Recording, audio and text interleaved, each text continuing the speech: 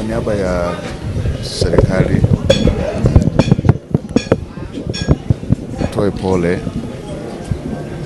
nazo Mheshimiwa Rais, Mheshimiwa Makamu wa Rais pamoja na serikali kwa ujumla umetoa kwa familia, ndugu, jamaa na wananchi wa Peramiho kwa msiba huu mzito.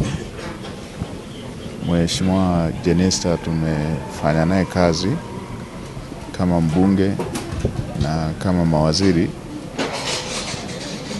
Ni mtu aliyekuwa na jitihada kubwa sana za kuhakikisha kazi ambayo amepewa inakuwa na matokeo.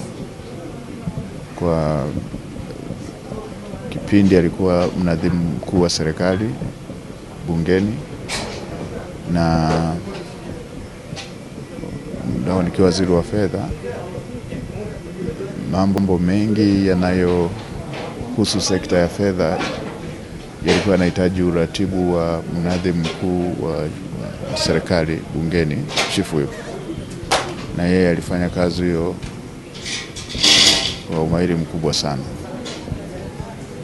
Ni mtu aliyekuwa anataka mara zote kuona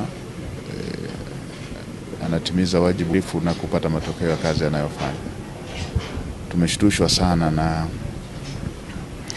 tukio hili la msiba, kwa sababu ni majuzi tu hivi tulikuwa wote bungeni na hakuwa analalamika jambo lolote linalohusiana na masuala ya kiafya.